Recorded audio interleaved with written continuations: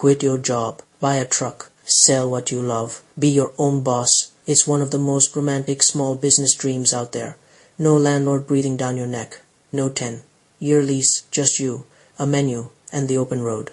But here's the part nobody puts on the Instagram reel. More than half of all food trucks don't make it past their first year, not because the food was bad, usually because the owner never actually understood the numbers before they signed for the truck.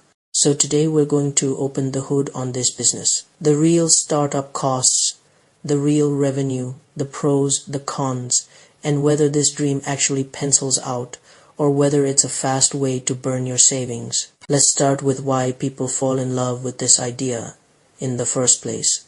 Because the appeal is real. A food truck costs a fraction of what a restaurant does to open. You don't need a 20-year lease in a busy downtown corridor. You don't need a dining room, a hostess stand, a full front of house staff. You need a truck, a kitchen inside that truck, and a permit to park it. You can go where the customers are instead of waiting for them to come to you.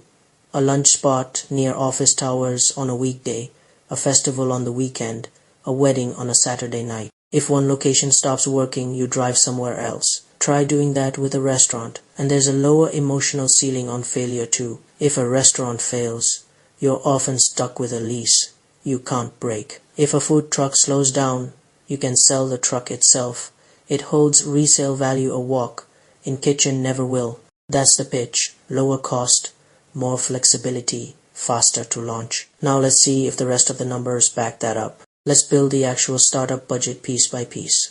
The food truck itself. This is your biggest single line item, and the range is enormous. A used truck with basic equipment already installed can start around $30,000 to $50,000. A brand new custom build, the kind with the fully outfitted kitchen, the wrap design, the generator, can run past $150,000. There's also a middle path, a food trailer instead of a motorized truck. That can come in cheaper, sometimes $20,000 to $30,000.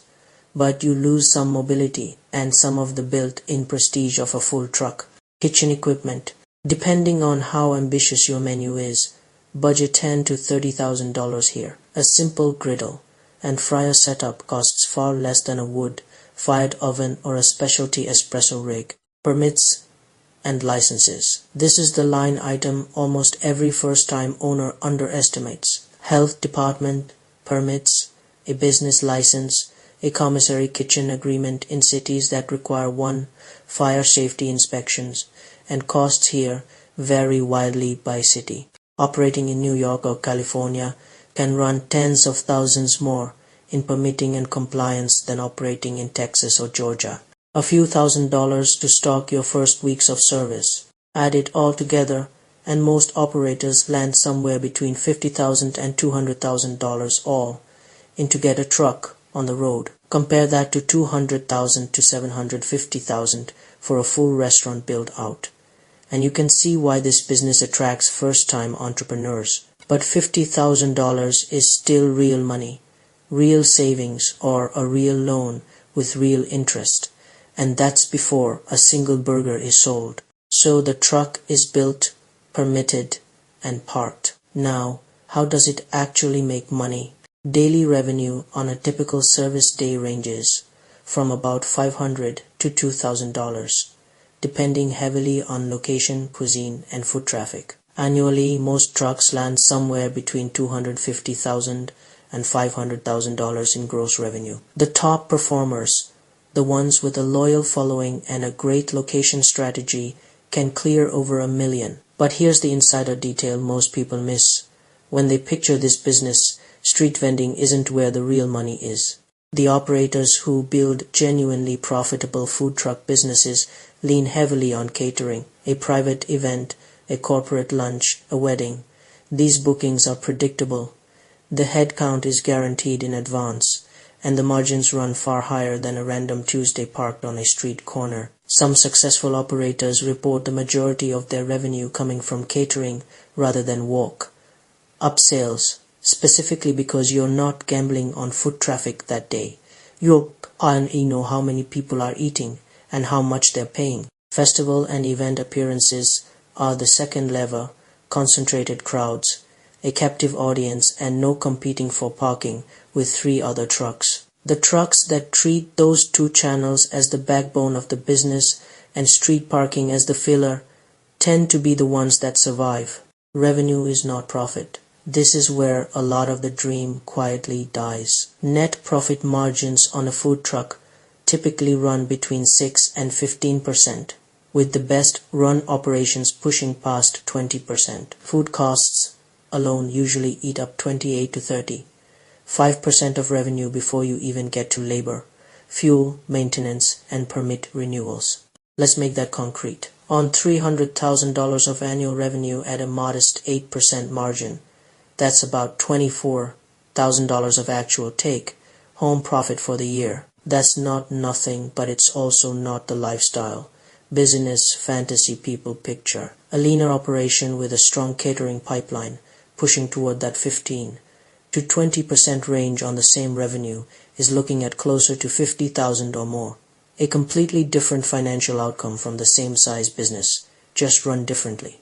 And this is the number that actually validates the original pitch.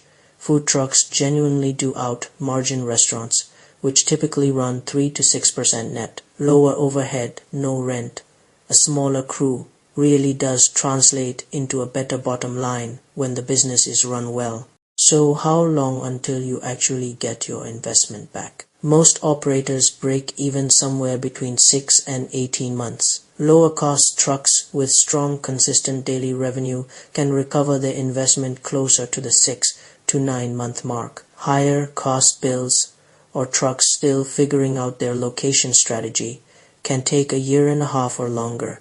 Now the cons, and there are real ones. Weather and seasonality. A rained out Saturday isn't a slow day you make up later. It's revenue that's simply gone. A restaurant with a dining room still gets walk-ins in the rain. A truck parked in an empty lot does not. Maintenance and mechanical risk. You're not just running a kitchen, you're running a vehicle. Engine trouble, generator failure, a broken fridge mid-shift.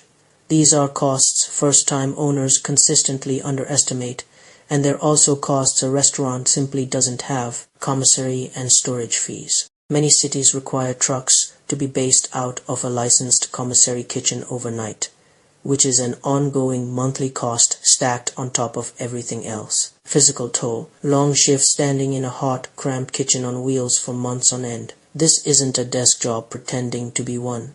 Put together, the businesses that fail in year 1 usually don't fail because the food was bad. They fail because the owner budgeted for the truck and the ingredients, but not for the 6 months of slow winter weekdays, the transmission repair, or the commissary bill that shows up every single month whether you sold a single taco or not.